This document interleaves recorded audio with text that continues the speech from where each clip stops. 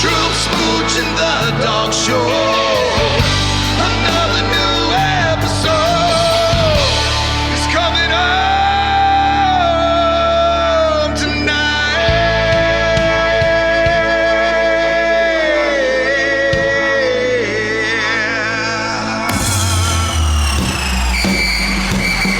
It's the Dawgs Show. It's the Dawgs Show. It's the Dawgs Show. You're listening to the one and only Dawgs Show. Your hosts, Troup, Brenson, and Smooch Moncrief. Just two dudes talking Georgia football. Welcome, dog fans, to the one and only Dawgs Show with Troup and Smooch. And we are excited for another episode tonight, Smooch. It is 4th of July week, so a holiday week, and I got chicken on the grill. I got some corn. Also, we call it elote here, and put a little Mexican little twang to it. Yeah. But I churned some ice cream today too. Oh, come on! Already into the spirit. What you got going on at the Moncrief household? First of all, was it vanilla ice cream? Oh, it was so. The base was just obviously it was a regular ice cream, but I put the Nutella in, and so we do fruit a lot of times, like a peach or a strawberry.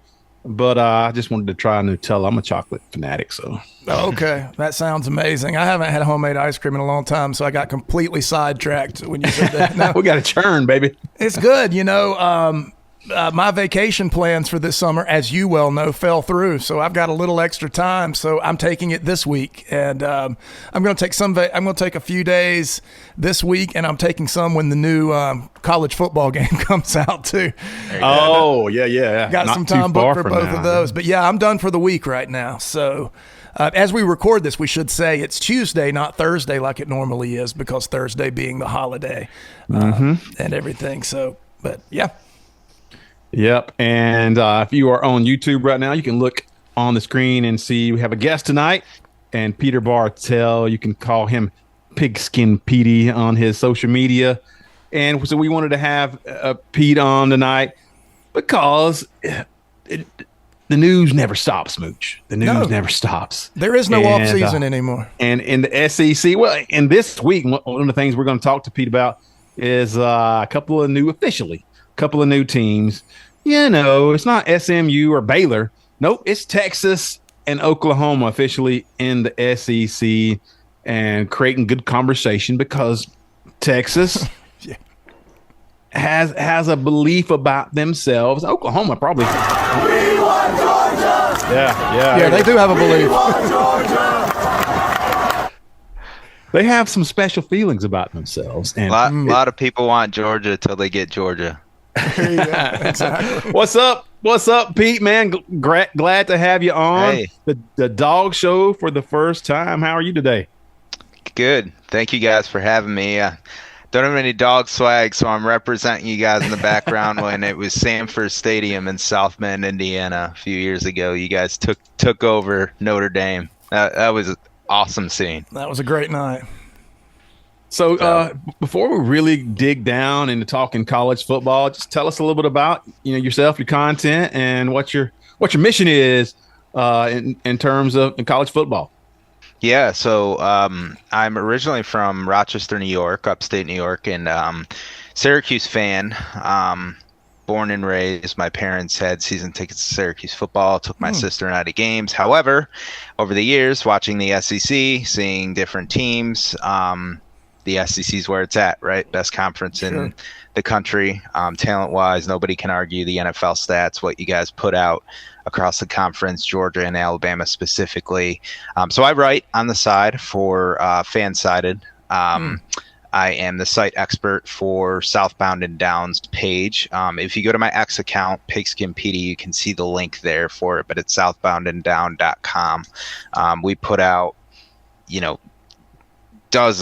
at least 40, 50 articles a month on anything college football related. We just have fun. It's not going to be your streamline, like who's going to win and lose this game necessarily. But just recently, for example, we did the top 10, I think, breakout players this year in the SEC.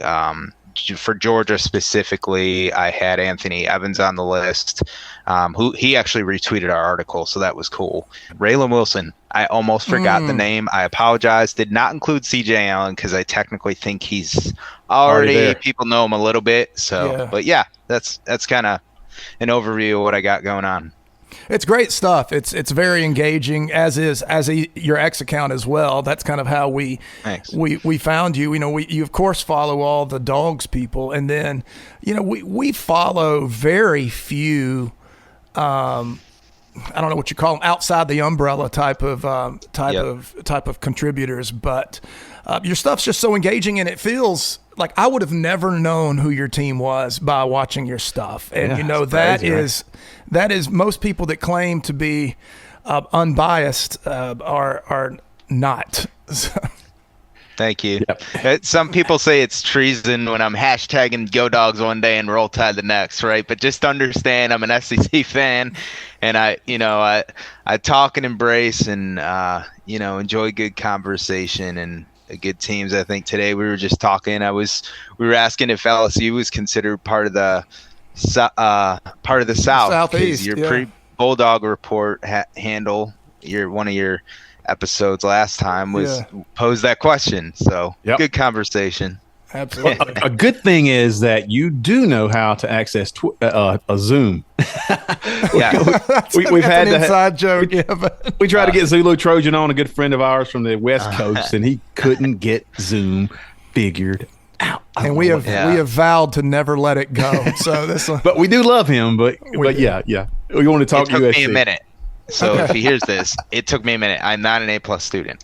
Yeah. we just to preface our show, we're going to talk to Pigskin Petey, Peter here, and discuss some Alabama, Oklahoma, and even some Texas going forward. And then we got a couple other segments as we do talk a little bit about the Bulldog Reports graphic later on in the show, where he discusses the blue chip ratio and how that affects, or how it's so far been incorporated into teams that make the Final Four in the playoffs and win national championships. Does that matter? Of course it does, but how much does it matter? And we have a beautiful segment later on Carson Beck and what we think is it could be one of those iconic seasons, and we'll tell you why. And then finish up with the delusional index. The delusion index, everybody waits for that. There's going to be some changes on the index. You don't miss it. Don't touch that dial. It's going to be a good one. But just to dive right in and talk about what we want to talk about, and you were mentioning earlier that, Peter, that it's not always just stone cold facts in football. We want to have fun. And we've kind of figured out that as well over the last couple of years, is that talking season. Some podcasts don't really thrive in talking season. We do. We love talking season. Yeah, we love the mud, man. Because everybody seems to overvalue their players and teams. Their team during talking season, during the off season, everything is fresh. Everything's anew, and hope springs eternal, as they say. But today, or this week, has been a big week because two new teams officially have entered the SEC, and they, especially one team, came in with a bang. You saw their social media posts, and then the responses from that is Texas is now an SEC team, and Oklahoma too. And we can talk about how those teams, where they fit together. But my question as we start to talk about this is, why does Texas immediately think they walk into the SEC as a headliner? We've seen that, right? Yep.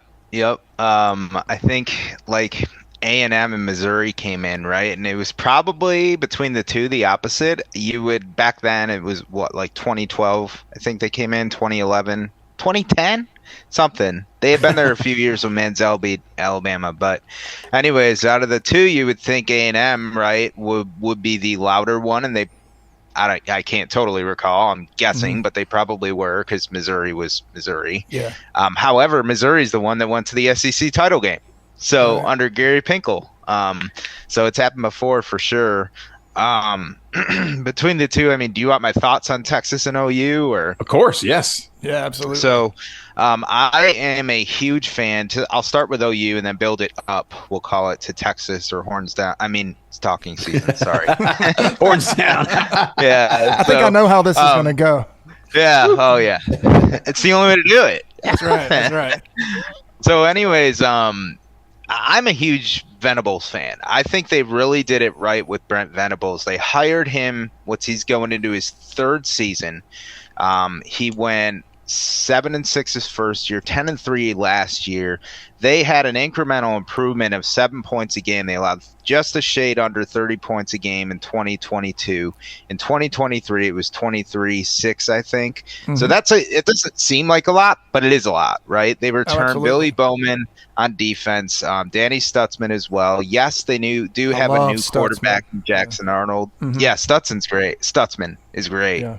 He kind of learned trial by fire a few years ago. Like 2 years ago, if you remember, he was very raw.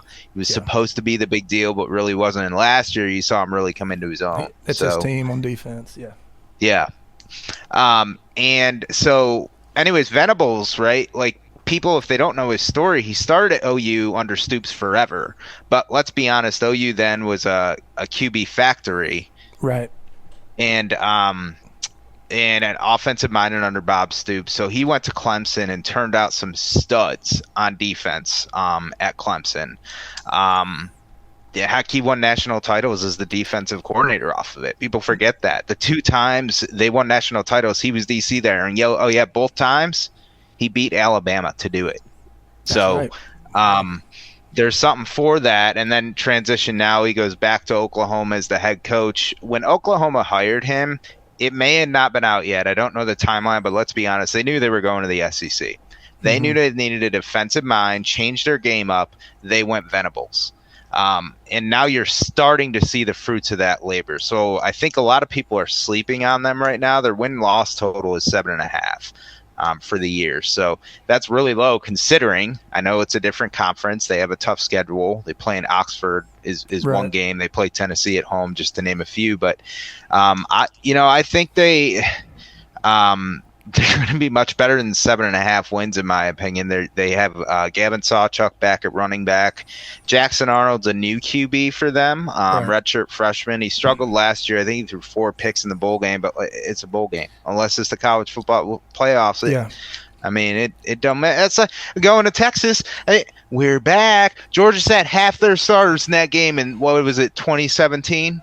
Yeah, that made me so mad. Like, you really think you're back? You went 8-5, I think. Maybe it was better with Sam Ellinger. They say they were back, and then they regressed the next year because they actually played people that. With Oklahoma, you've got quiet confidence. You always beware of the quiet man. Right. The dog that barks the loudest is afraid you're going to see he ain't got nothing in his doghouse.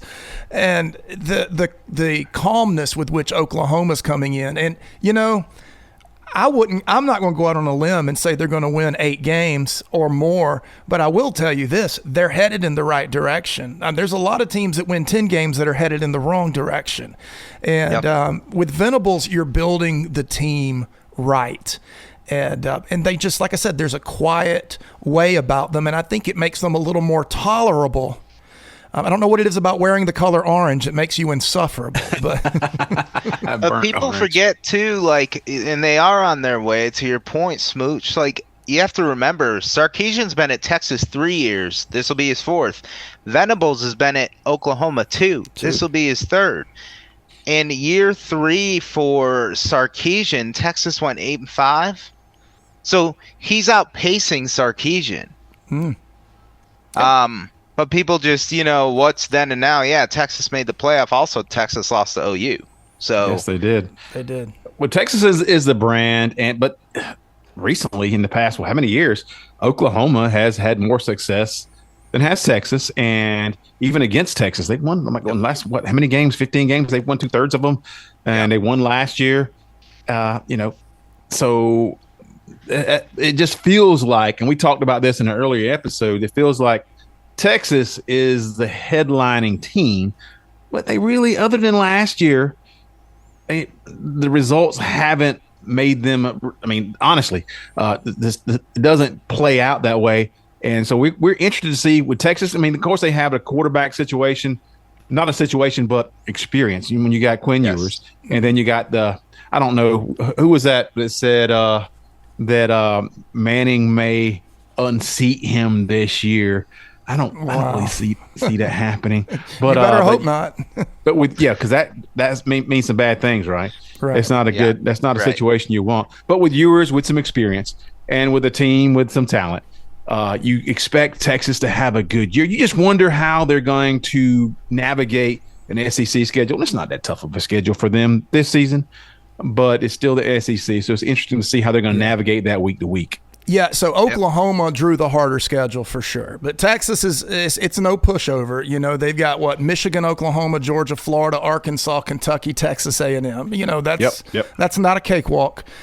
The thing with Texas is that we always talk about the ifs on here, Pete. Is they have so many ifs this year because their defensive line is depleted. You know, think about how much Georgia missed Jalen Carter last season, and they had a lot more to replace him with.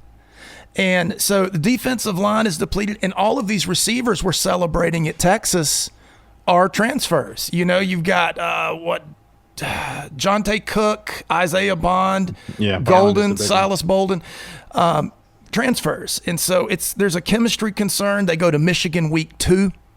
There's a lot of ifs there. Noon game. Mm-hmm. Don't ask me how I feel about it. Well, you guys know, I mean, you're playing Clemson at noon. Yeah, absolutely. Week 1. So. Well, I'm in Alabama, so we play them at 11. Right. It's even better.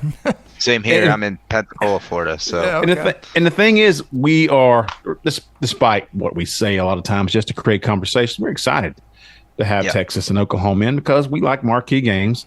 And Georgia is at a point you'd rather have better games than some directional school that doesn't matter. You'd rather have a season or a schedule like Georgia's got these next 2 years. And a lot of these games this year for Georgia on the road, and that's fine. That gives you opportunities to go see places you haven't been sometimes, and just keeps your season exciting. And I just think that with Texas and Oklahoma coming in, I don't know what it's going to mean long term, but it seems like it's the SEC and the Big Ten barely, but SEC has so many quality schools, and I'm glad that Texas is in, and they're similar to like Alabama. It feels like in terms of how their fan base feels where they stand. That's a good point. And Go ahead.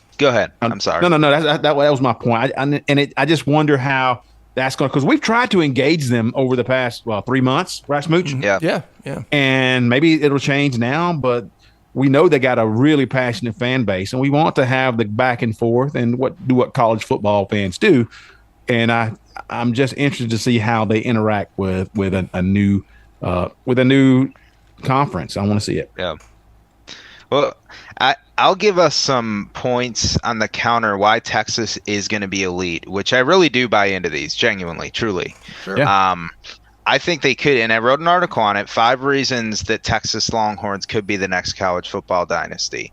And I'm of the belief there can be 2 dynasties at once. You can have Georgia and you can have Texas. We just experienced it with Alabama and Georgia at the same time, in my opinion, going on the last few years, because Kirby had that sustained at that point, in my opinion. So with Texas, a few things I pointed out in the article. So they've joined the SEC. That's paramount, right? That's first and foremost. That's for recruiting and everything. Like, you can now say you're in the SEC. So now that you have guys in your recruiting region, well, let's be honest, every region now is nationwide, right? The way that it works. I mean, you got Penn State recruiting kids from California, Alabama, and such, right? But Texas is a big recruiting ground state. The top in the country, maybe second to California, right, or Florida, interchangeably those 3. So the fact that Texas can now go to in-state recruits and insert Colin Simmons, we'll use him as a small singular example, and he's from Duncanville. Remember, like last year, he's a true freshman now, but he was like one of the highest recruits in the country as an edge.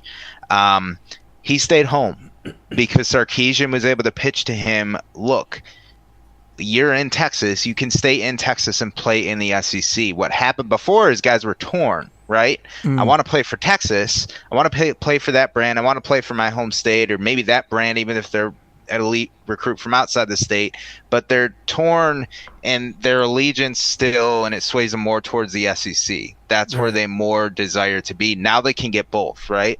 Sure. Also, they're in Austin, Texas. That's a city. That is a popular big city. They're right near 6th Street and all that stuff going on. I mean, it's walkable. The only other SEC school that can truly say they're in a city is Vanderbilt. They're not recruiting the same players as Vanderbilt. Let's be honest. Right. Athens, technically, it's near-ish to Atlanta. It's not Atlanta, right? Right. I know. So they have those two things going for them. Another example is Arch Manning, who not in state, from Louisiana, right next door, but they also were able to tell him, hey, Arch, you're in the SEC.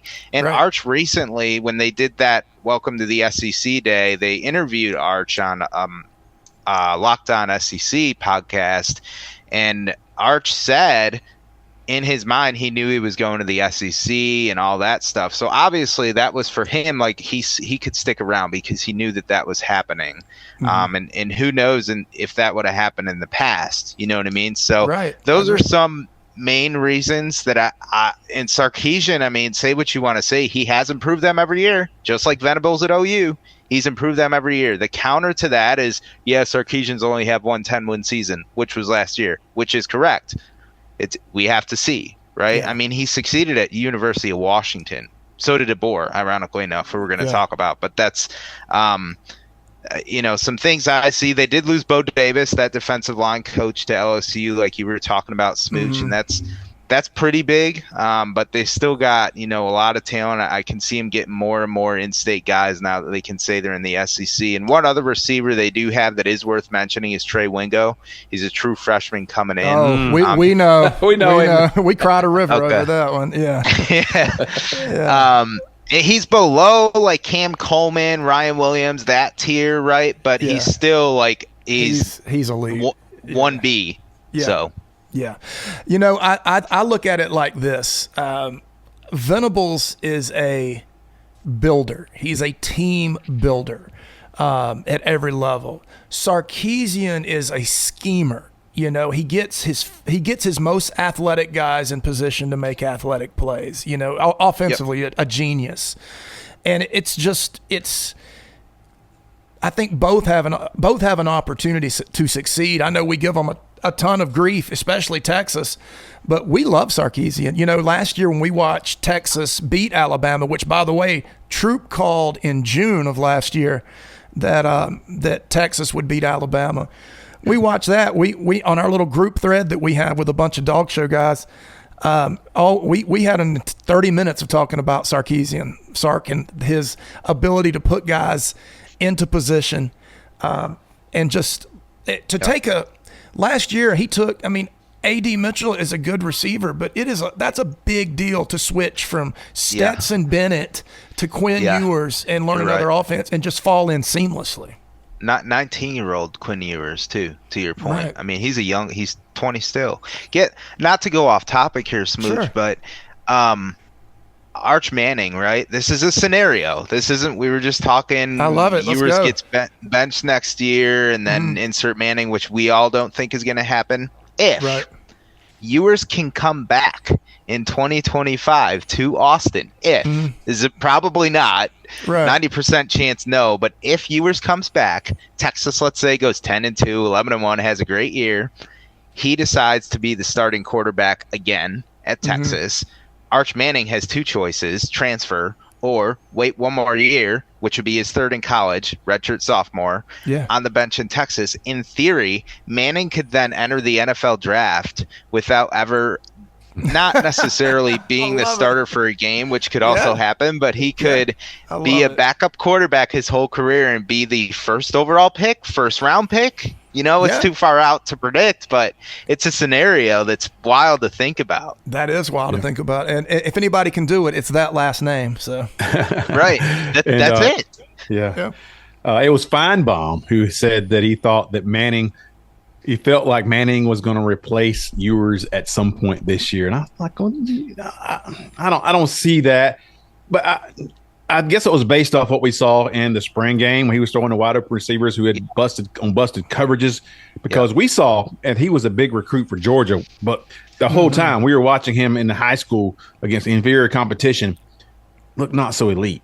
And so we were like, he threw a lot of interceptions in the high school games that we watched with it. It just didn't separate itself. A lower level too, weren't they? Like 3A or something, whatever. 2 or 3. Yeah. So we'll see how that transpires. We are excited to have Texas and Oklahoma, and we're more excited to have the fan base to go back and forth with and see what they bring to the table. That's what I'm looking forward to. So I'll tell you what. Texas, say what you want to say about them. They got one of the deepest quarterback rooms in the country. Sure. Quinn Ewers, Arch Manning, we talked about. Trey Owens is a 4-star freshman from Texas, who's their third string right now. So 1, 2, 3 is really deep. I'd say the only other rooms that can parallel them are Ohio State, Georgia, and Ole Miss.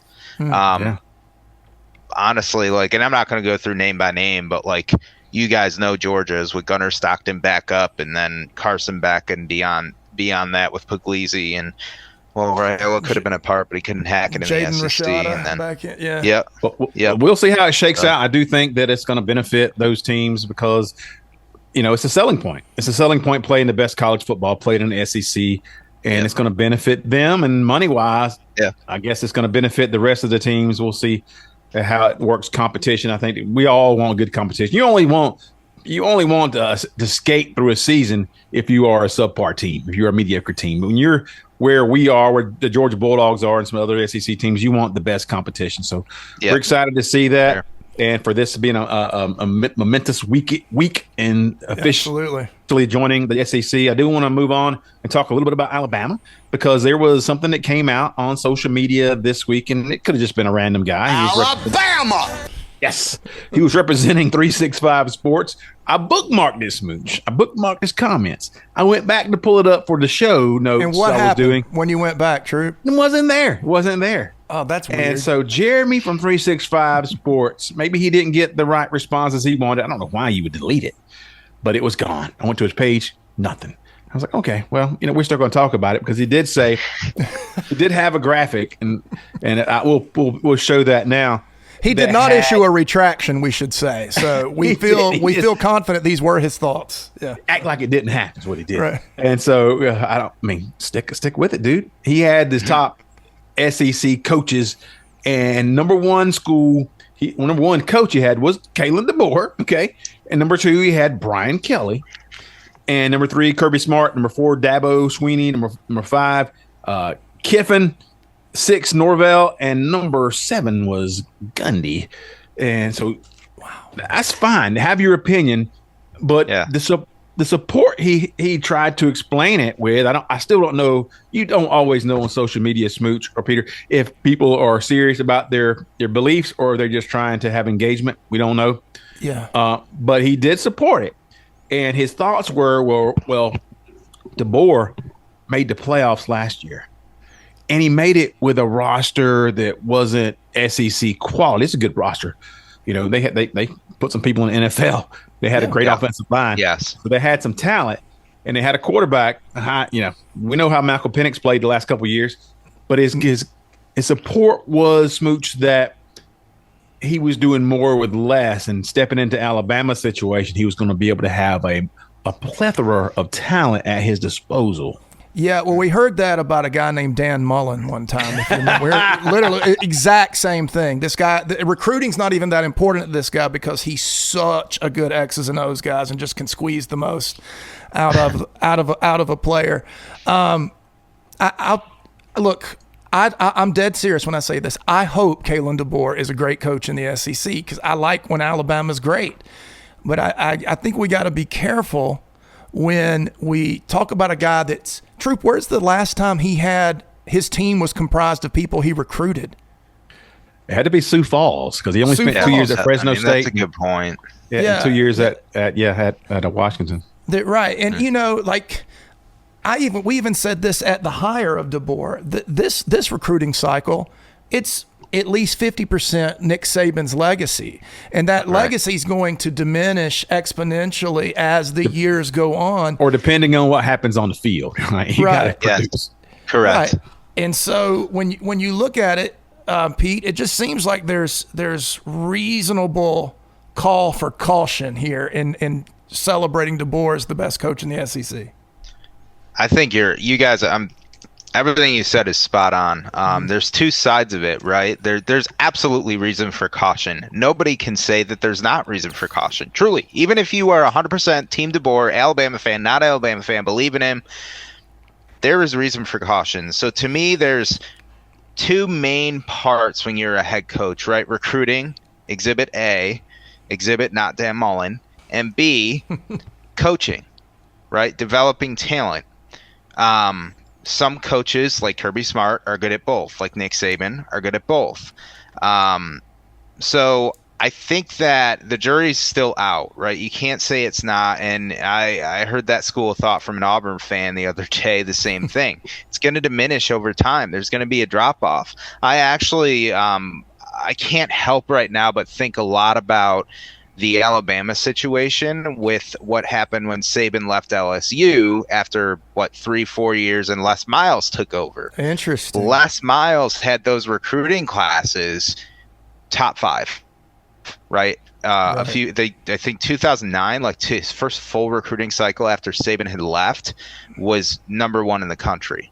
According to ESPN at that point, because that was really the go-to for recruiting. And he sustained that, to Les's credit, well after Saban was gone. Now, initially, I think to Troup's point, like you expect that. Like, the thing is winning on the field, right? Like, you need to win in order to sustain that recruiting. Les Miles sustained that recruiting. He was great at it. And it wasn't even at that point, in my opinion, he sustained that recruiting so far removed from Saban that it was no longer Saban. It was the brand that helped, I think.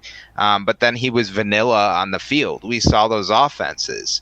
But I do think that, so, like, I'm not saying that what DeBoer has in his favor that Les Miles didn't is a background of winning. He's won wherever he's been, but I really didn't ever think about what you guys just pointed out. Since Sioux Falls, where has he been? Where he's recruited guys that he's truly recruited and developed. And I know the college game has changed, but still, you're right. Kirby's bread and butter. And what he does is he recruits from the high school ranks and he wins national championships that way. So you can say it's changed, but for the elite, it doesn't have to change. So I do wonder that something I really think about a lot too is the movie Miracle about the 1980 U.S. Olympic hockey team. And you remember Herb Brooks, the head coach, he was sitting there and he had open tryouts, and there was players from like Minnesota and all these elite hockey schools, right? Boston College, Northeast, that were prodigies at that time. And they were the ones that were concrete going to make the roster. And they're doing cuts and they're calling names and everything. And he's taking guys that weren't even supposed to get a tryout, let alone make the team, and cutting the best kids. Right. And his statement when somebody called him out on it was, I'm not looking for the best ones. I'm looking for the right ones. Right. And maybe you can see that with DeBoer, because right now Bama's got in the 2025 class, Bama has one. They just got their first 5-star commit. They have one 5-star. Right. Their ranking as a class is very high, but he may go into like just quality, like, you know, the right guy for the system, and then he's gonna have to coach him up. Saban, I haven't looked back at it like his first cycle or two, but mind you, that was a bit different because they were coming off the Shula stuff, to be fair. But, you know, if DeBoer wins, to Troup's point on the field, maybe they get to that point where he's proved it for 5 years, and now the 5-stars do start rolling in. But just some things that I think about with those coaches and compare to Les Miles in certain ways and things like that. That's a great comparison, yeah. Well, from an Alabama perspective, I understand the fans, and they don't want, you know, they know it's a new era. We talked about it last week. Regardless of what happens, it's a new era. It's a post-Saban era.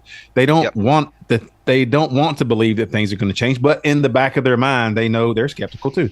Things could change. So you hear the bluster, And there's a lot of entitlement that goes with Alabama fans, right, Smooch? Because what else are they? What else is going on? I mean, a lot of these kids can't remember not playing for a national championship. You know, and so so I'm right here in North Alabama, and Huntsville is where I live, and it is the guys that are my age. I'm 50. The guys that are my age and older are very cautious. We'll wait and see.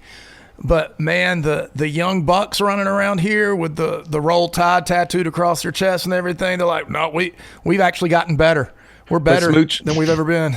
Smooch, it's the justification. It's not even the justification. Maybe the rationalization as they try to sort through what is going to be their future, because they are not ready. And I keep telling them that you're not going to be better without Saban. You can still be a good quality team that competes for championships. You're not going to be better. You're not going to have the. You just won't. There's going to be a drop off, and they don't want to. Yeah, that's right. Obviously, they don't want to hear that, and so they're gonna. I've told them, okay, just enjoy, because they want to bring up the trophy case, and I'm like, okay, just enjoy reminiscing. Then, if that's what's important to you, enjoy sitting in your rocking chair and reminiscing about the good old days, because they're over.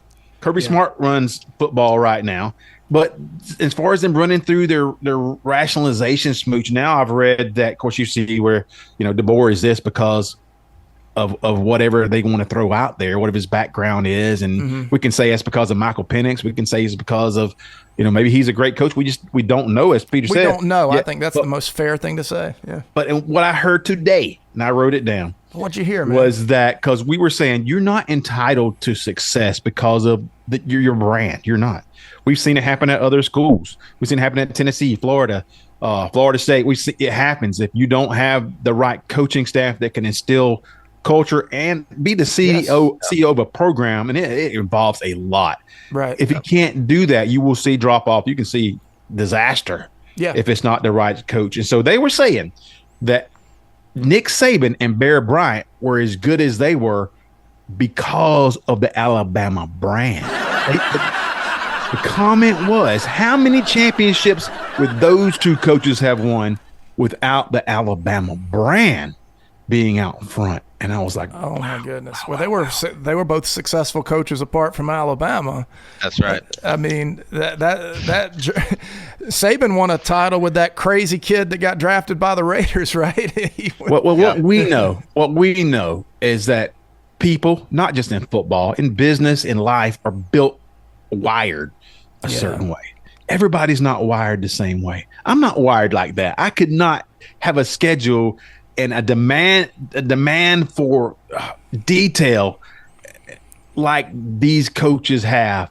It's maniacal. It's OCD. Any coach has that. But in terms of like Saban and Kirby Smart, we know those guys are different. Now there's some coaches that are kind of there. We got coaches who have been on Georgia staff who say, I can't, this is just too much. I love coaching, but this is more than this is affecting my quality of life at this point. Have coaches in their 40s retire from coaching from the Georgia Bulldogs. That's true. So, I mean, that's happened. And so these guys are built different. Mm-hmm. And so to say that Alabama was what buoyed them, I mean, it helps to have a good school that's committed administration. It's a huge thing. When Kirby Smart came into Georgia, that was something that had to change. Georgia's administration had to kind of get on board and say, he said, this is what we got to have. It's what we're going to do. If we're going to have the product we want to have, we got to take a couple steps forward with this. And he was able to get that out of the administration. Now, then they were all in. Not most schools aren't all in to that degree. But then you got to have the right coaching staff. And you got to have that right man, that right CEO to lead. And so I just take a little issue with that. And to me, that's just Alabama trying to say, well, we're going to be great no matter what. We're Alabama because Alabama. Alabama. There you go. I want to read you guys some records here because this name came to mind, and then guess who this team is. But I'm not going to tell you the team. It is it's a program that was on top in the early 2000s that regressed after a coach left. The year after he left, insert new coach who was there 6 years: 12-0, 12-1, 11-2, 9-3, 9-3, 7-6. They beat Ohio State for their last national championship. USC. Or actually, it was sorry, that's wrong. They didn't win a national title under the previous guy. It was Miami, but it was Butch. Davis, remember, had him rolling with Right. Ken Dorsey at QB. I think McGahee was the running back. Clinton Portis was there. Insert Larry Coker. And Not as good. he was living off coattails. 12-0, undefeated first year in slow regression. 7-6, fired after 6 years. That's what we're trying to say. The reason to have a little skepticism and a little caution Yes. is because they feel like Alabama feels right now they're recruiting on a high level because people are saying he's not coming to the SEC and down south and be able to recruit the same way he wants to. And they are recruiting well right now, and could be some of that, the coattails. But some of those teams, like you mentioned, USC, Miami, they still have that swagger that they still feel like they're on that same level. And we have a lot of fun with those guys.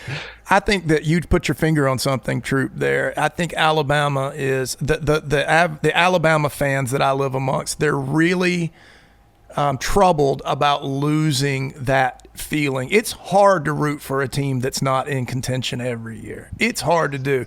You say the word Todd Grantham to me, and my stomach knots up because I remember 3rd and 16 was the easiest Third place and Grantham. Yeah, 3rd and Grantham. If you're playing the Dawgs, just get into 3rd and 16. Throw whatever the middle, you're fine. And that was hard. And Georgia was still playing good football then, but that was really hard. And I think that Bama has been so good for so long that being a really good team is a huge drop-off for them. That is a huge backward slide to be really good. And there's, when you, why does a dog bark? Because he's frightened, he's scared. Yeah. But to your list, Brian Kelly over Kirby Smart, man. I think we can all disagree on that. I think he was just. That's why I was like, if he's serious, if he's just trying to tweak Georgia fans, I wasn't sure. Kirby's at 1, right? I mean, and beyond Kelly, like inarguably at 1. I'm a Brian Kelly fan too. Don't get me wrong. Yeah, I like Brian Kelly. Man. Yeah. So, and we know that the engagement part of it. Where was Josh Heupel? Not on there at all. And are you sure? Look again. yeah, I mean, Tennessee is taking a hard hit this year so far in the preseason, talking season, because they aren't getting a lot of credit for Josh Heupel and for Nico, who's the number 1 player in America. They fell out so year, quickly. They were everybody's darlings just a couple of years ago. They'll have the opportunity, Smooch, to actually do it on the field. I'm so without ready for all the the field. hype. My question on Heupel is Heupel. So at UCF, Scott Frost had UCF undefeated national champions of the state of Florida, right, when he left. After he left, Heupel went 12-1, 10-3, 6-4. Then got the job at Tennessee. He has improved Tennessee, though, every year. So this is a big year. The thing I'm intrigued by with him, and I know we're off topic here, but Nico is the first quarterback that Heupel, as a head coach, has recruited out of high school, that he'll have groomed as a head coach out of high school, not a transfer, not his OC, not his QB coach like his time at UCF. Nico is the first guy. He's handpicked him, and he's trained him while he's been the head coach. So I'm intrigued by that. He's still young, but I can see I could see a Carson Beck type season for Nico maximum ceiling, but we'll have to see on them for sure. Well, I think the ceiling's not even on the charts. I mean, what he's capable of. I mean, he's got the build. I think, honestly, this is a really boring take, but I just don't know if he can stay healthy. That he is so long and so lean. And depends on his legs a lot. And he depends on his legs so much. Right. I mean, it could be. He could light it up for 3 weeks and have to shut it down. Yeah. Their backup is he's going to be a true freshman 4-star most likely. I know they got a 5th-year senior, but the next guy up, Jake Merklinger, who's a he's from Savannah, Georgia. So yeah. Oh, okay, yep. We know him, but and Smooch hit it. We do think that Nico is very talented.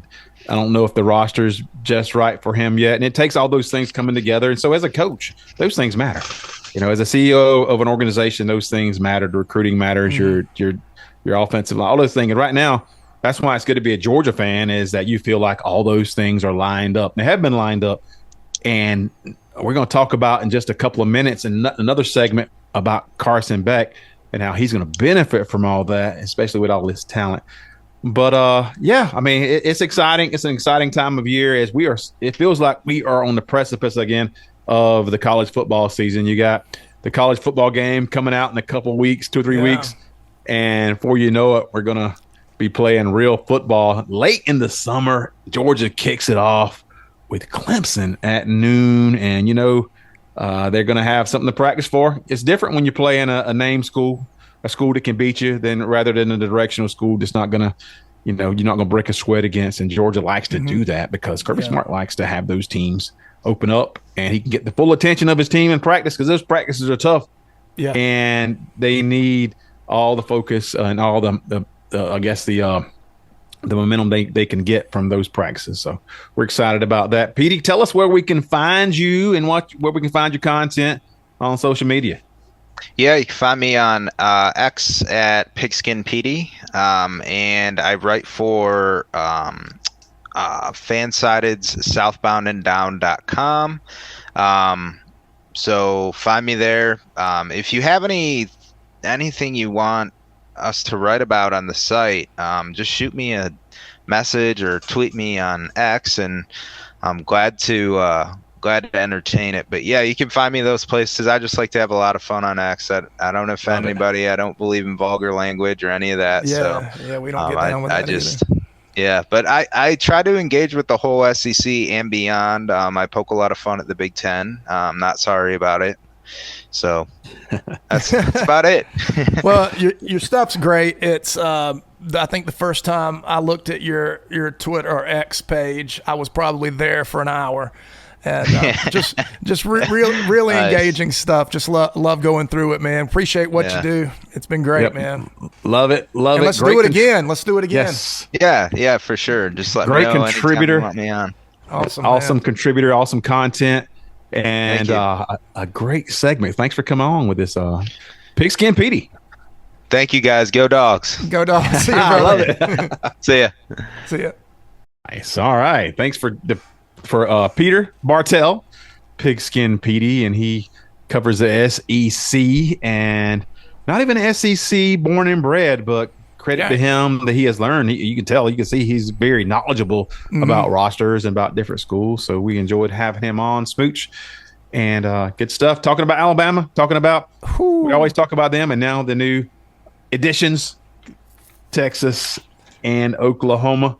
Yeah, but moving forward. Let's move it forward. We're going to talk a little bit about blue chip ratio. And Bud Elliott is famous for putting those ratios out. So I put something that I messaged one of our good buddies, the Bulldog Report, Eric Taylor, and said, tell me in terms of blue chip ratio, what it means in terms of playoff teams and championships. And he said, well, first define blue chip ratio. And I said, good point. And so a player or your roster, how it's structured with 4-star in terms of the composite ratings, 4-star and above, how many, what the ratio is that? Is it you have 50% 4-star and above on your team, you have 60%, 70%, whatever it is. And how does that affect your ability to be a playoff team or to be a national championship team? And he loves that kind of stuff. So Eric jumped right on it, and he put this graphic out for us to look at right here. You're looking at it now. And good stuff as you start to look down at what that means and how, I mean, especially, and Eric made the point that when you move to 12 teams or more, you're going to have a lot of more watered down talent. And if that's going to be good for the playoffs, or it's going to be like games where you got a Cinderella type team, which is good. I love to have Cinderella teams, works great in college basketball. Right. And so you can see, but how much does that blue chip ratio affect things? And as I look at it, Smooch, you can comment on it. I'll just put the overall number.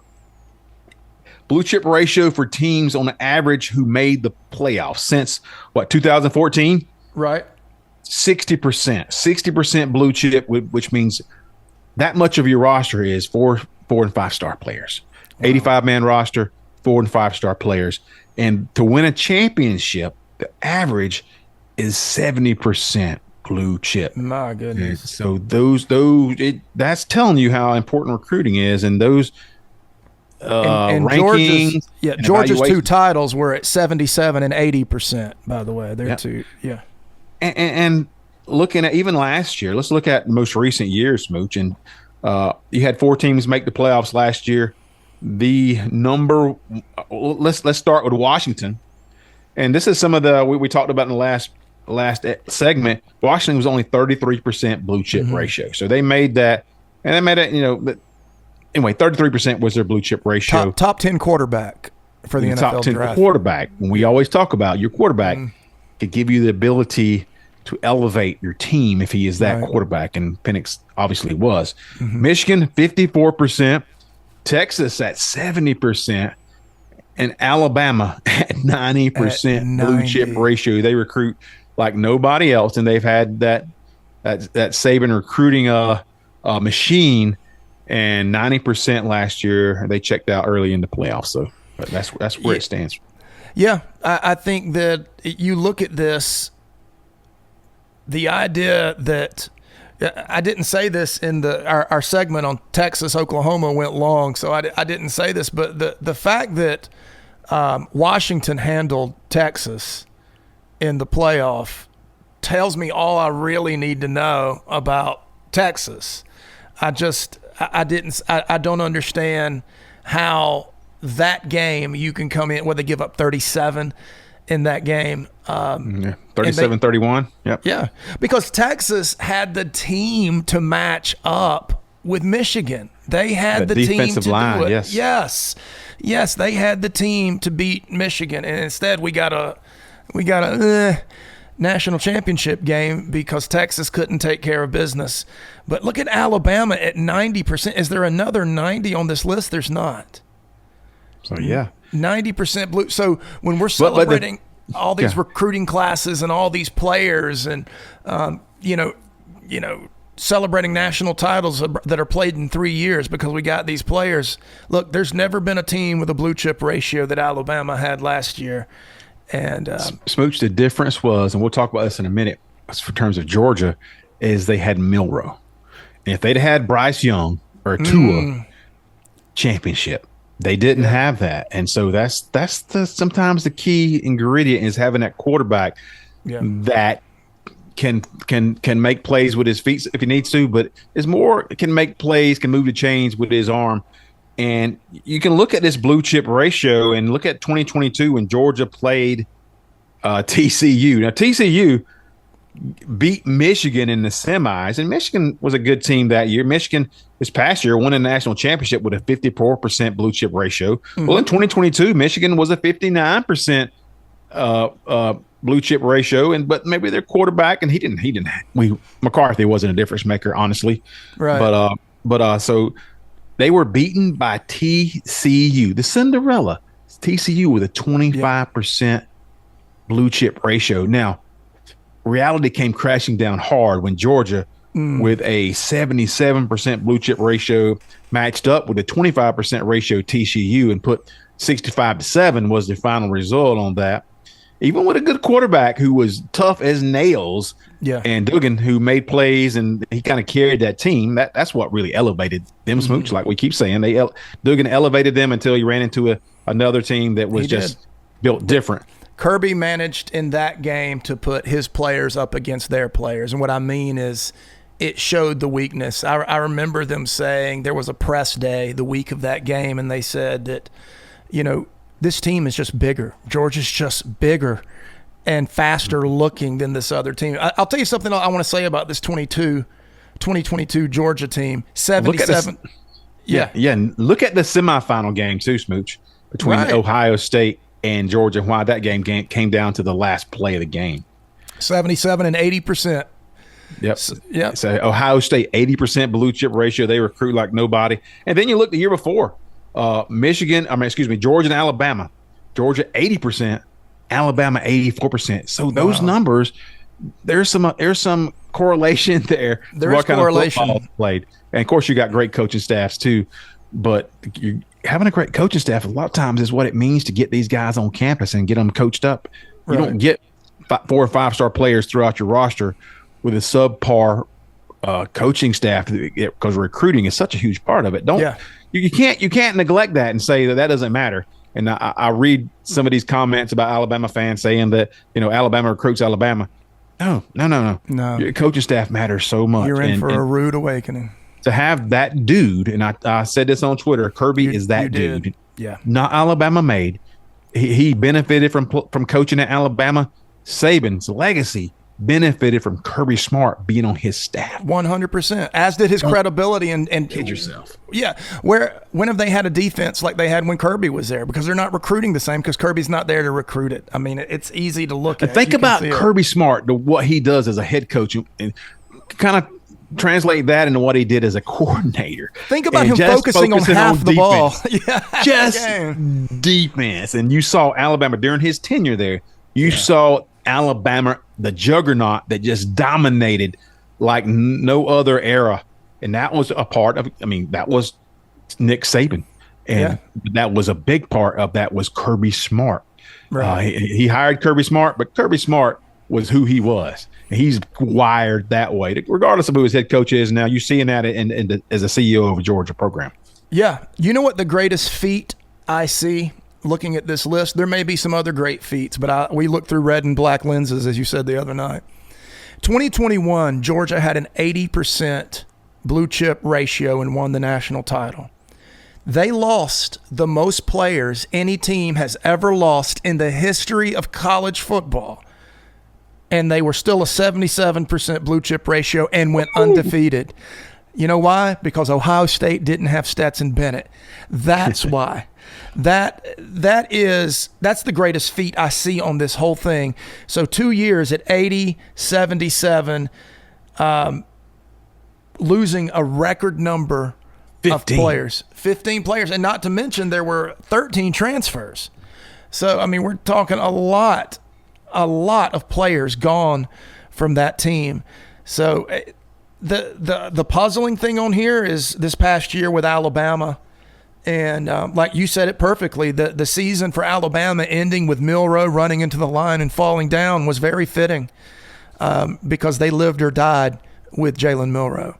Yeah. And they needed a difference maker at quarterback, and they got Milroe back this year. Yeah. Will he elevate his game this year? Is the key to Alabama season. So will he? Yeah, Troup, remember the season started rough for Milroe, right? Saban didn't have him in the right place. There was obviously problems, and then Saban benches him right against one of those no-name teams, and it's a real boring game, under 20 points scored or whatever.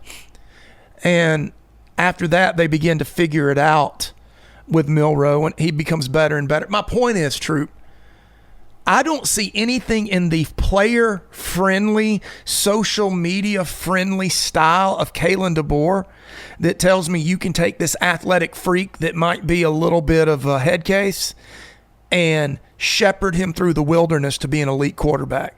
I don't see how Saban struggled with it, and Kalen DeBoer is going to be great at it. I don't see that. Because definitely a different quarterback than Michael Penix. Michael Penix, throughout his career, was just a dynamic passer and just made other than the national championship game, which he was a little bit less than we had come accustomed to. He was dropping dimes. He's a leader of men, too. Just a leader. You never saw him thumping his chest saying, "Give me the Heisman," after he threw a Hail Mary pass. So interesting. That's what we love, man. We love it. Yeah. We're going to see how Milroe and DeBoer and that staff, how that works, and what kind of offense they're going to run, and are they going to be a finesse team or a power team? Because we see that Milroe's game would mean you would need to be a very much of a power team. So we'll see how that translates. I do want to move it forward. We talk about Milroe and how important that quarterback position is, and Georgia feels so good about Carson Beck in his second season as a starter. And I was thinking about that this week, Smooch, and the question to me was, has Georgia ever come into a season with a returning starter with the talent and ability, potential Heisman, potential number one draft pick of Carson Beck, with the supporting cast and the coaching staff that Georgia has? I don't think they have. No. And so just that point, just kind of realizing where they are and that the quarterback means so much. it could be a very special season. We could be setting up for a legendary, iconic season in terms of quarterbacking and offense for the University of Georgia. 100%, Troup. You know, we don't mention names and we don't make wild predictions because that's the stuff that gets thrown out later. But guys, look at if I were to say name a team in the last 10 years that was a dominant national champion, most people would say they'd probably name an LSU team or a Georgia TCU team. But my point is, in every maybe one of those teams, Smooch, with that Dabo had with Trevor Lawrence, or Deshaun Taylor, Watson. It's important to remember that Burrow was a one-hit wonder for 2019 LSU.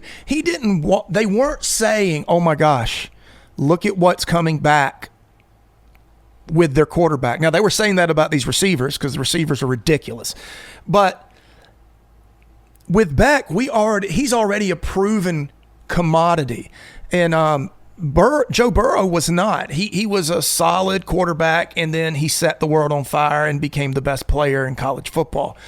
But I honestly think Carson Beck is walking into the most feathered nest, the most perfect situation he could that any player has in recent memory that I can think of. Now, there's a lot that has to happen. There's no guarantee in any of that.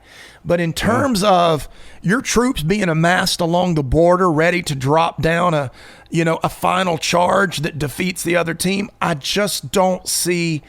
That's the reason Georgia fans are so excited about this killer of a schedule, because I think deep down we know the only team Georgia's going to be playing against this year is Georgia. If Georgia plays what Georgia can do, the results take care of themselves. Texas can have the best day it could possibly have. If Georgia has its best day, they still win. Same thing at Alabama. And it's that setup, Troop. It just everything, aside from Brock Bowers being gone, everything has just fallen into place this year with the O-line, the D-line, the ridiculous linebackers, the secondary, and the incredible production returning at wide receiver with a proven NFL quarterback. Yeah, the question to me is, because in the second half of last season, Smooch, we saw the difference when they turned him loose. Yes. And said he was making NFL throws. So if you do film work, and we've had some fans of other teams do film work, film guys, and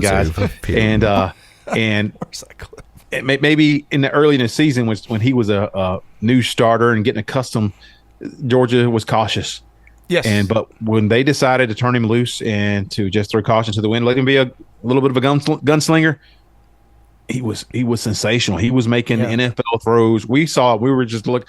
There were some throws he made in a couple of games, and I was just looking at. We were talking back and forth, like, oh my God, I didn't know Carson Beck was this dude. I knew he was talented, but I didn't know he was this dude.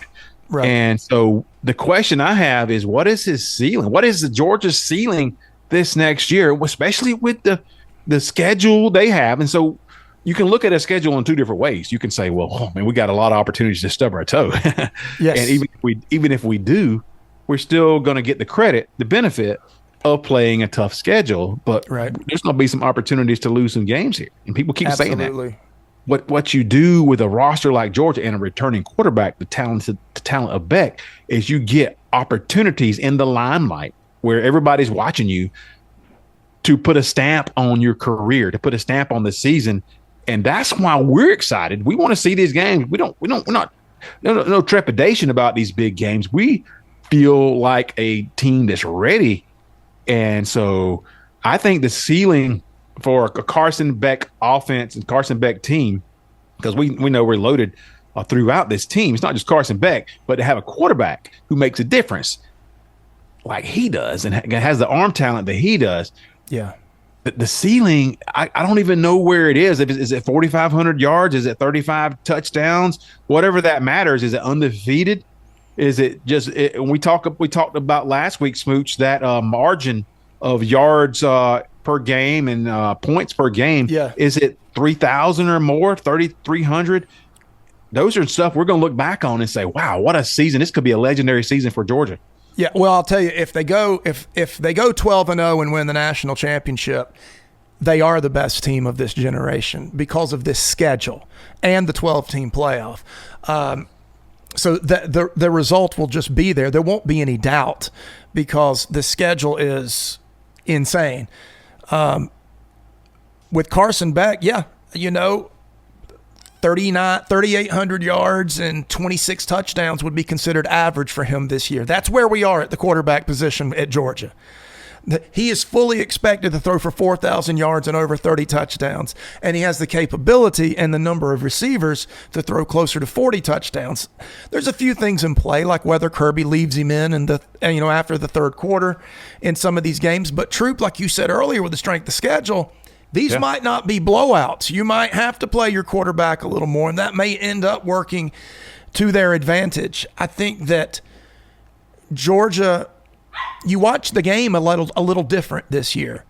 If you're a national title contender, a loss is a stab in the. So one loss cost Georgia last year, right? One loss. That's not the case this year. So the idea is to get better and build. You want to win every game, but to get better and build. And you saw Carson Beck do exactly that. He got better throughout the whole year till at the end he was one of the best quarterbacks throwing the ball. If you want proof, go to the Florida State game and just YouTube Carson Beck throws to Dylan Bell. There are 3 passes he throws to Dylan Bell. I didn't see any other quarterback throw all year, and 2 of them were identical, and he did it twice, as if to say you thought it might have been a fluke the first time. Here it is again. Well, Smooch, the game that they knocked Carson Beck on and say, he's not that guy, was the Alabama game where he threw where they said it was a bad game. He threw for 250 yards, 250 with a 70% completion rate.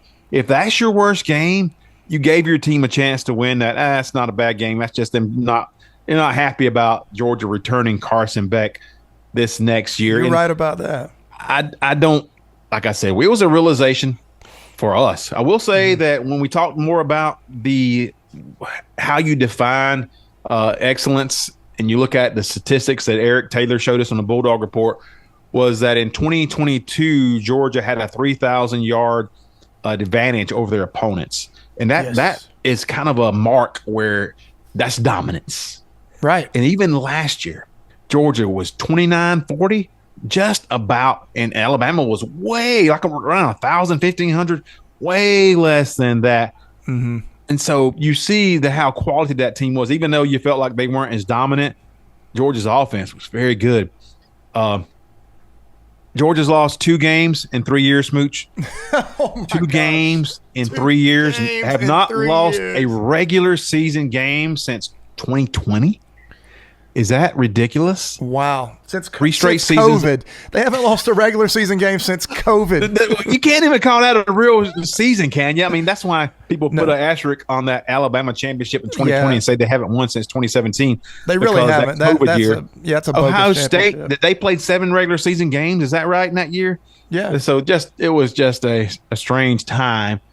Anyway, not to say Alabama wasn't the best team that year, but it was a strange time. We'll leave it at that. Yeah.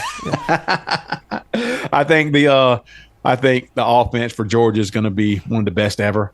I think that this team, results hinges on, in terms of dominance. And as we approach the season, we'll talk more and more about these kind of things, these kind of topics. But I think if that Georgia's defensive front is elite, and they don't have to be elite to be a dominant team, but if they are elite, then you got an all-time team. You got a team with that defensive front, that interior. I think the outside players are going to be great. If that defensive interior is elite, all-time team. Just we'll go ahead and bookmark this, fans, because that's what I believe. That's exactly right. If you take last year's D tackle play and 2022's D tackle play, if you are in the middle of those, in between those two at all, this is an all-time good team. You know what I'm saying?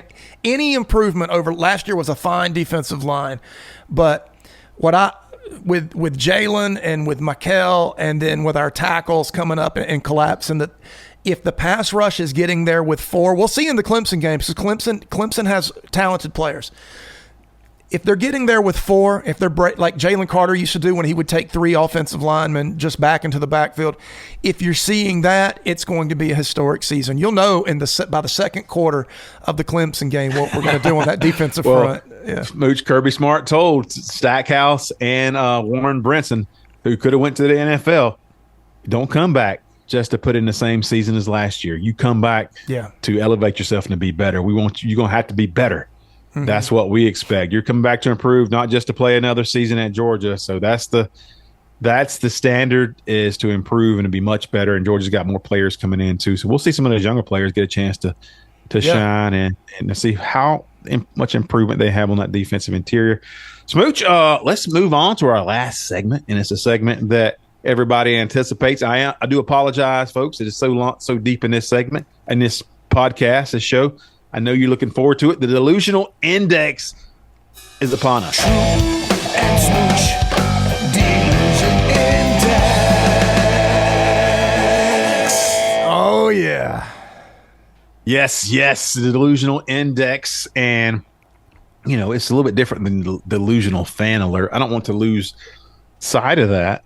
Sometimes a fan can say something so off the wall that they move their team up, though. Right. But we do have some movement on the Delusional Fan Index. So I'm going to, without further ado, we're going to start this off. We're just kind of looking back at his notes saying, where's he going with this? I don't know what you're doing. Hold on. Let me find my drum roll. Okay, you ready? Yes, drum roll. Number 5 on the Delusional Index this week, the USC Trojans. The USC Trojans. We're going to call them Team Zoom from here on out. Well, USC, they took some hits, Smooch. They took some hits, and they dropped. I think at one point they were in the top 5 in recruiting. I think now they're out of the top 20. Yeah. We warned them. We did warn them. I know. We but do all we can. That hasn't changed. That hasn't really changed how they view themselves as we are USC, fight on. And they are so prominent on social media that we couldn't leave them off. And there's a lot of this is going on. I think some of it's circulating about Juju Lewis. And Juju Lewis is kind of up for grabs. I think in this day and age, Smooch, players commit to a school early to have a spot. Okay, This is my spot. Yep. But I'm going to flirt around and see if I can find a better spot. 100%. If I don't find this better spot, I still got this spot. And so Juju is still kind of doing that. But the comment I heard this week is that if Juju's the guy, if commits to them, then it's over.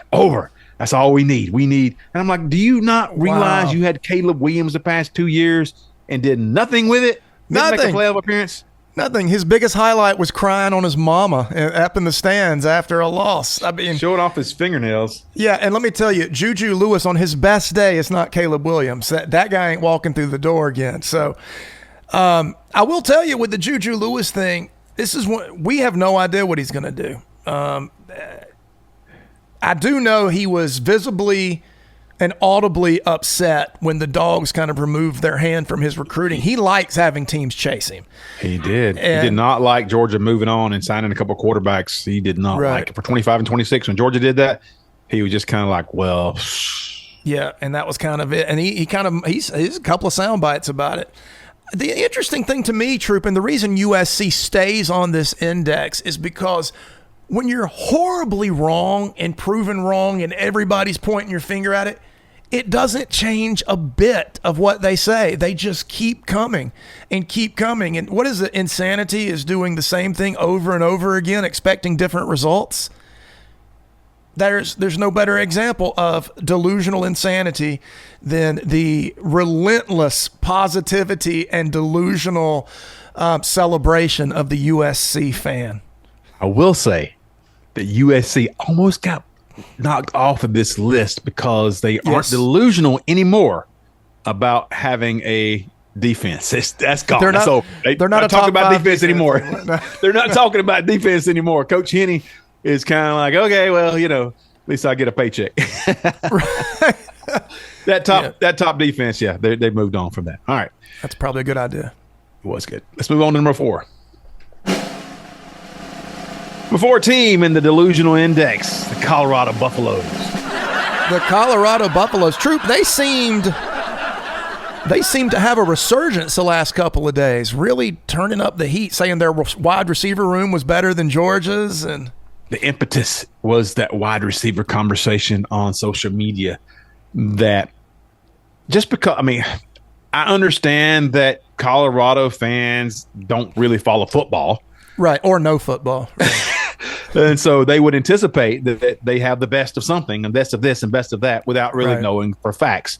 That the comment was that they blow Georgia's wide receiver core out of the water. And they named a couple of transfers, Smooch. One, Will Shepard from Vanderbilt. And Will Travis Shepard, Hunter. Will Shepard would be a good special teams player at Georgia. And he was good at Vanderbilt. He may be good he may be a good player for Colorado. Fine. He is not. Yeah, he's not moving the needle in terms of if he moved to Georgia. If he played at Georgia, okay. So here's how you determine if Will Shepard is a difference maker. If he moved to Georgia's wide receiver core, is he a guy who's getting targeted? Randomly? You wouldn't know who he was. He'd have 2 snaps a game when Georgia punted. Okay, and maybe the following year you may see him get an uptick, but moving to Colorado's offense, all of a sudden he's that guy. He's that difference maker. They got Travis Hunter as well, and he is what he is. He's something. But does that make their wide receiver core? If you're ahead of Georgia, that means you're a top 3 wide receiver core. That's where, and it wasn't just one poster on X or on Twitter. No. It was several. I went back and forth and I was like, okay, my comment was the answer is never Colorado. It's never right. Colorado. No, true. This idea, and I got into one of them about Travis Hunter. There's no denying what he is. He's a great athlete. But I made the mistake of saying, well, Georgia, we're no stranger to athletes. As a matter of fact, Georgia has athletes as good as Travis Hunter playing safety. And when I said that, it was own, as they say. Yeah, Malachi Starks, every bit the athlete Hunter is. I'd love to have both of them on the team. It'd be a lot of fun. But heck, Jonel Aguero is probably just as good an athlete as he is. He's a lot bigger. KJ Bolden can do just what KJ Travis Bolden's Hunter's doing right now. Georgia doesn't need him to. Right. Exactly. And let's not forget, they brought in a 5-star Cormani. Yeah, Cormani. Yeah, McLean. Yes, last year, and he's gone already. Right, he's not even there this year. See ya. And didn't help the secondary any, and so now they're celebrating 4 and 3 stars coming into that secondary like they're saviors. No, you just had the number 1 or 2. I think McLean was the number 2 cornerback in the country, and then you had the number 1 the year before in Hunter. So, you can't talk facts with these people, and that's the reason they're a mainstay in this index. You're right, and it's a weird dynamic with Colorado fans because you get a feeling that a lot of these fan bases, you're actually talking football. Even they may say something ridiculous, but you're talking football. Yes, the Colorado fans, they're just fanboys of a coach or of I don't even know how to put it. They aren't. They've never been on campus. Never. It's like a movement or something. They've never been on campus. They've never been on Colorado's campus. They aren't. As soon as Dion leaves, they're not going to care about Colorado, and so the discussion back and forth is fruitless, and then you get people upset and throwing all kind of stuff out there, which we enjoy to an extent. But, it's got its place. It's not football. It's not football related to that point, and you can't threaten us enough that we're going to worry about you on a social media platform. Oh, you just made me think of – you have to bear with me for a second. I'm going to take us way off track. But you just made me think of something. Back in the day, I played in a band that toured around the Southeast through the 90s. And we would go to places and play, and, the hippies and the music guys would come out and hear us, the guys with the dreads and the pants and the bare feet and all that. And some of them got to be very good friends of ours. But then there was this other troupe that wanted to appear to be musical, knowledgeable, and musicians.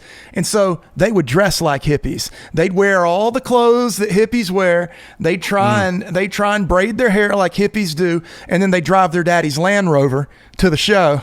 And anyway, we started calling them Abercrombie hippies. And that's what Colorado is, the Abercrombie hippie of college football. Yes. Yeah. We see you, Colorado fans, and all we want to happen is for football to take place.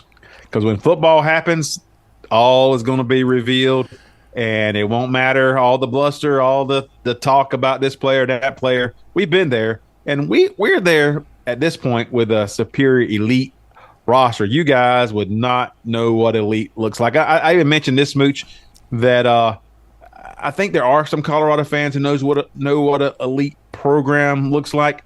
I think they are, but I also believe in Sasquatch, so I don't know where that fits. But there you go. my belief is a little bit sketchy. That does frame it a bit for everyone. I think with Colorado, you're talking about Dion has brought excitement to that team, and that's great. That's what I don't want to squash. That's the part we love. That's the part we love. That's exactly right. That's the part we love. But I'm going to tell you, I saw something this week on Colorado social media, and I'm not sure if I want to make it a hot take yet, but they were dissing on, or disrespecting, or making fun of their first opponent. And was that North Dakota State? Yes. They've been a championship program. Right. I think they did lose their coach, so that if their coaching staff was still there, then they're going to be favored against Colorado. Right, that's the thing, and they're probably not going to be in this game mainly because of the hype train. But when you're already and your players are making fun of another team, that's not a team you take serious. It's not a team you respect. And if you go in and disrespect that team, you could start the year 1-0 against the D2 school. That would be glorious. Delicious. All right, moving on the delusional index for number 3. Surprise, surprise. Oh, my goodness. Tennessee Volunteers. Tennessee Volunteers. No longer number one. The mighty has fallen. You know, it's interesting. I was trying to wrap my brain around this fall that Tennessee is experiencing. You know, losing when you're number one is nothing new to Tennessee. It's what they do. Bound to happen. But I honestly think that they joined in this battle of the orange against Texas this week. You know, like we're the real orange or whatever it is and all that. And I think for the first time this week, Tennessee's been focused on something other than themselves and focused on Texas. And it's really taken their delusion has fallen off the radar a little bit because they've been focused on trying to play big brother to the University of Texas. That's how delusional they are. But basically, like, they're trying to haze Texas. And so it's kind of taken them off our radar a little bit. Yeah, I mean, they're going to remain this week at least in the delusional index just based off their number one status from 2 weeks ago. Right. On those fumes. Yes, their topic is they're not the focus of everything right now. We still hear their fans talking about Nico this, Nico that, and Josh Heupel. That's lost its luster because Heupel had a quarterback who could throw the ball 90 yards in the air last year, which he told us about over and over. Yes. And was he also the guy that hit the crossbars? Was that him? Was that Anthony? Heisman campaign. He could do it all. Yeah, man. I couldn't remember if that was him or Anthony Richardson that could hit the crossbars. Which one was that? That might have been Anthony Richardson. It was, both very similar. Mm-hmm. Great athletes that can throw the ball a long way, cannot lead an offense to success. And so, but Nico, and we just mentioned this a moment ago in the last segment, if he can stay healthy and if they can play defense, they may be in a conversation for that top 12. I think that they've been left out a lot this year because their offense was not good last year. Yeah. And people assume that Josh Heupel was maybe that guy who could lead an offense, no matter who he plugs in there, right, was going to have success. And that was not the case last year. Their offense was out of the top 20. And so that lost luster now. So you're coming in here with Nico, who's got all the talent in the world, who you're surrounding him with. And so this will be for Tennessee an opportunity to kind of reestablish themselves in that offense into the upper echelon, they still got to do it. And, I think if they stay where they were last year, Smooch, even with Nico, if they don't push themselves into the top of a conversation offensively, then they're gonna be difficult also questions. It's not gonna be somebody taken seriously. I still take them seriously. I think that EA Sports and all that, they let them off of some of those offensive lists. EA's wrong. I still think they're going to score a lot of points. I think Nico's got that kind of talent if he stays healthy. That's a big question. But their fans haven't backed off of that, even though we have. Yeah, I understand. Okay, think of it this way. I'm trying to put myself in the mind of a Tennessee fan, which is horrifying. But you had Hooker, and everybody's talking about elite quarterback play, possible Heisman. You had Milton before the season, elite quarterback play, possible Heisman. All right, but then you had a dud of a season last year, just a meh season last year. And what happened is everybody abandoned in terms of the media and the luster on your team. Everybody just abandoned Tennessee. And that's what they don't understand. They see, wait. We've got Nico.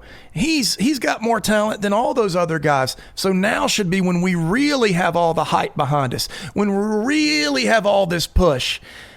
And no, you fell completely flat. Two things happened last year that we said would happen.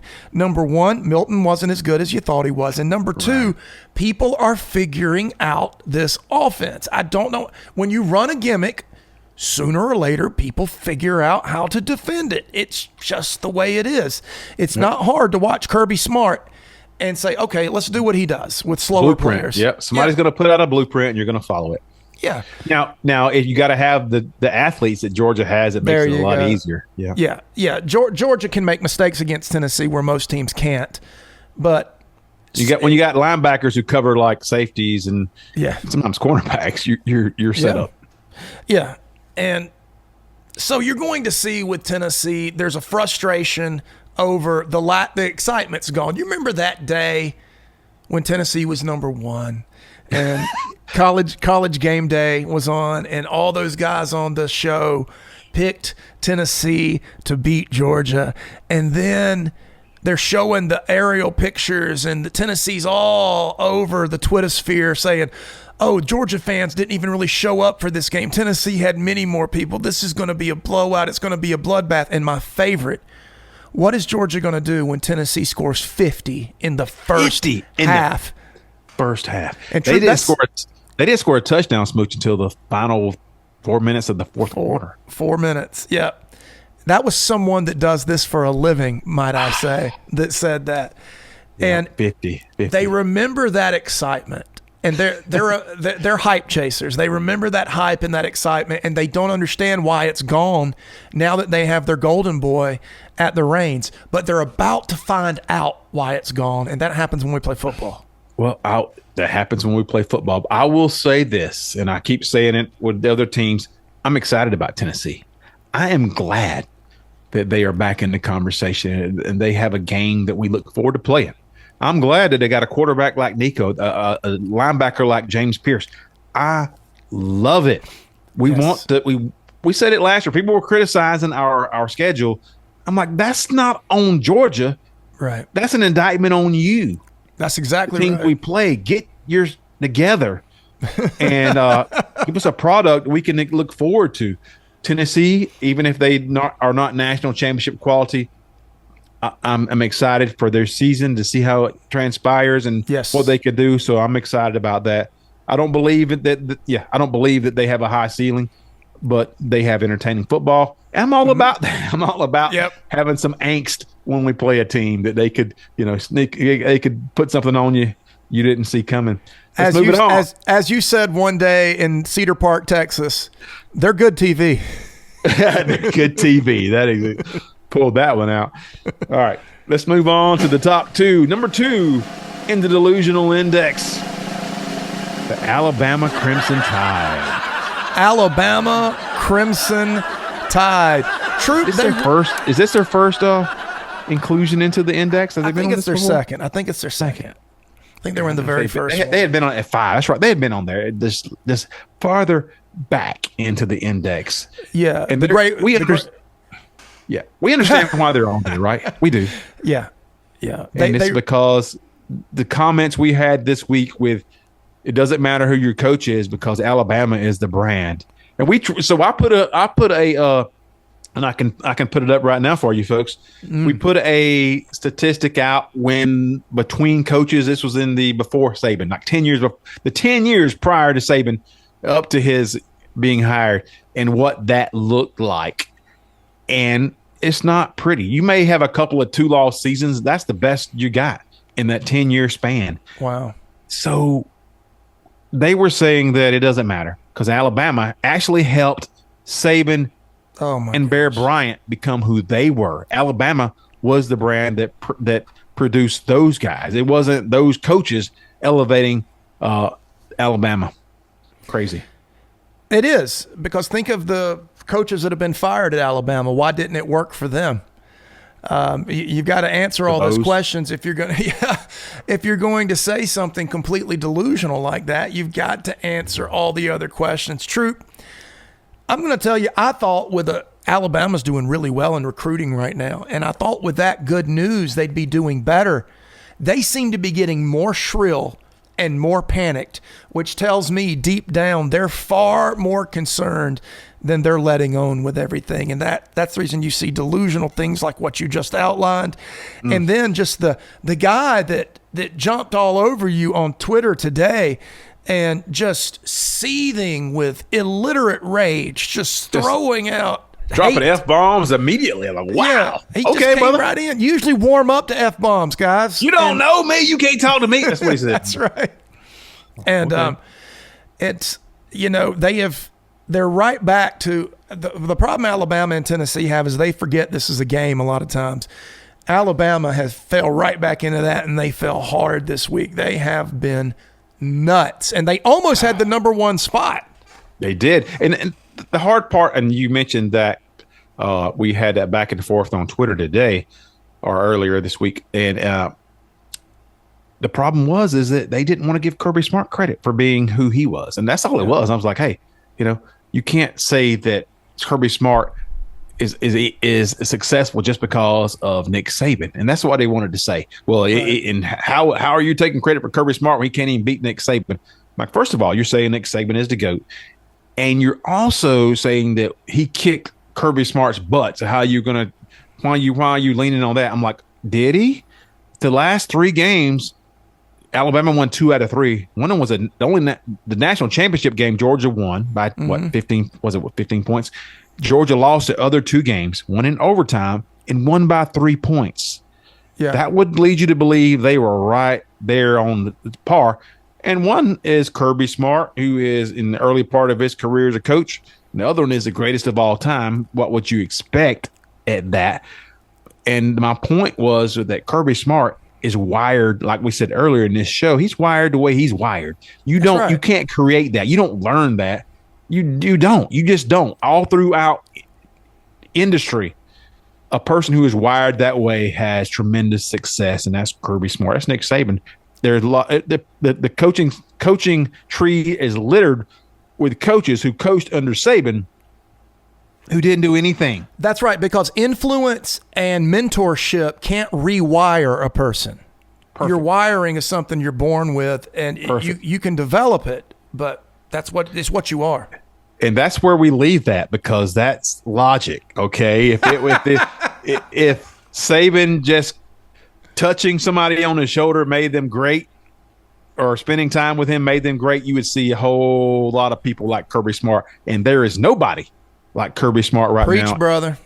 In the industry, and doing like nobody else. So, all right, Alabama, you're number 2. Number 2. We have a number 1 coming up. I'm excited. I'm all on Twitter.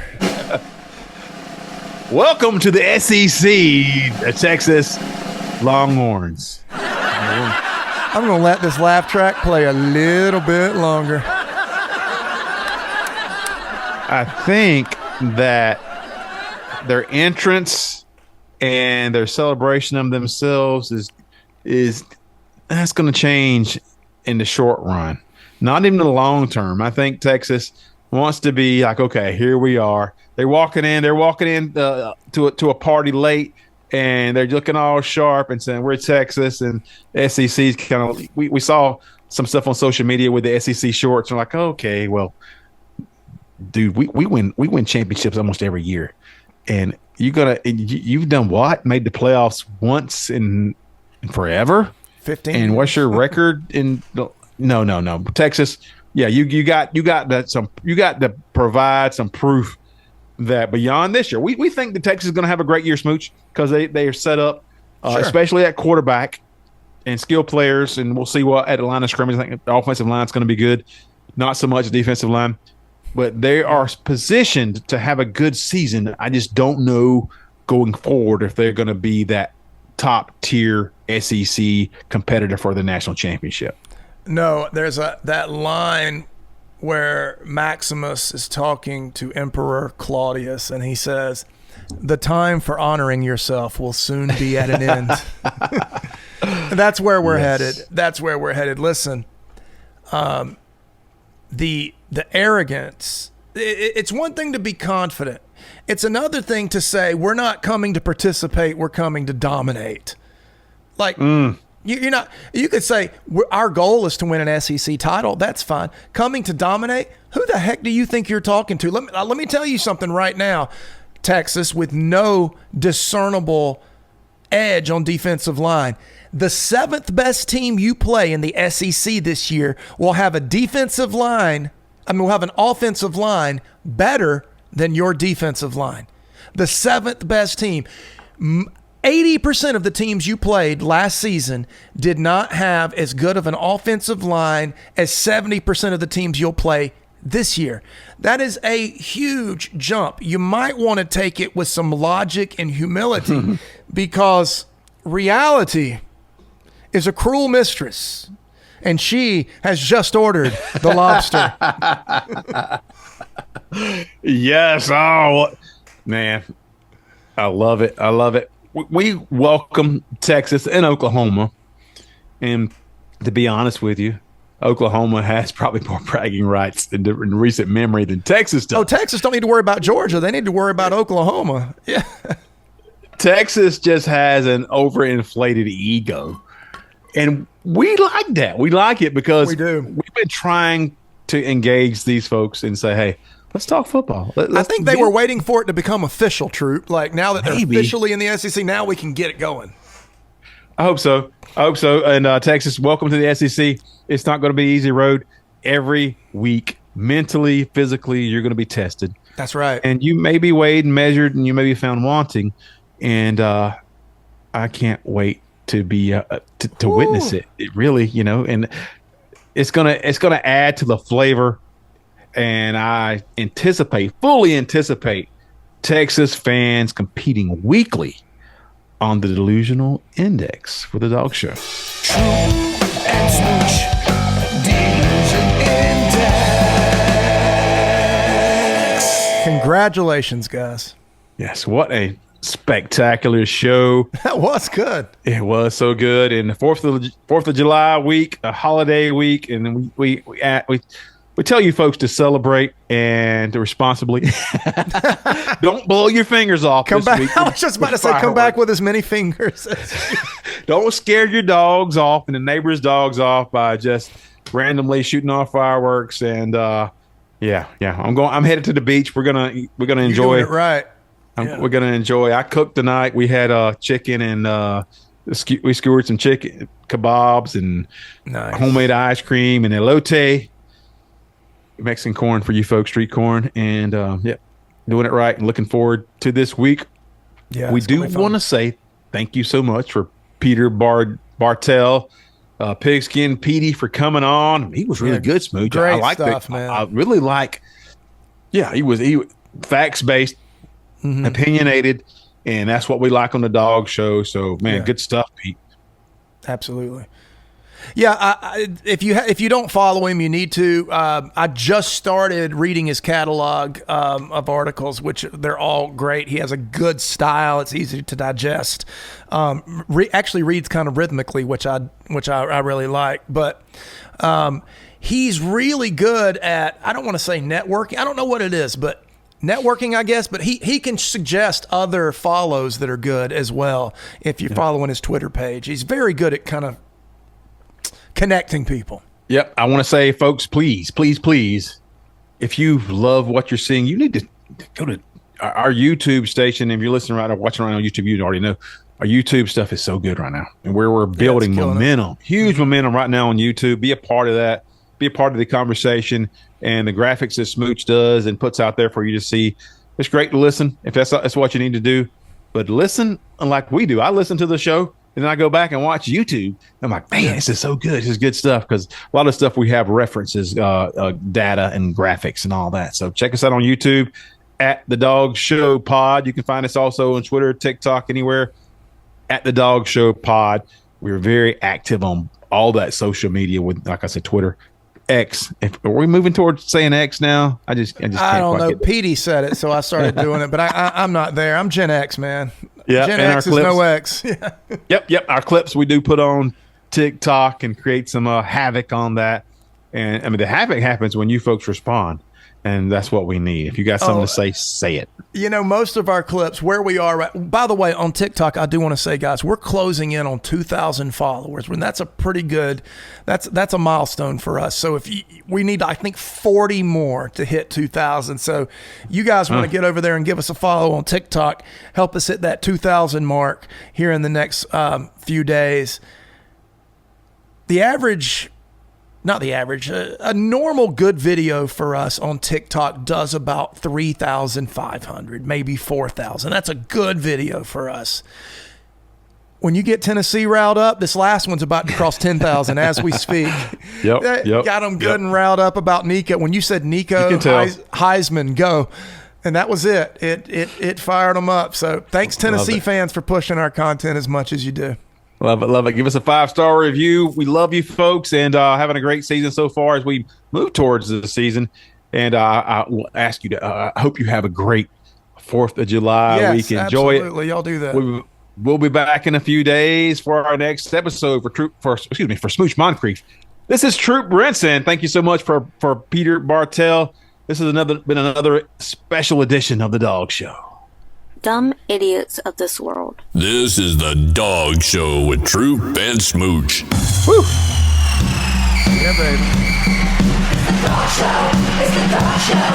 It's the dog show. It's the dog show.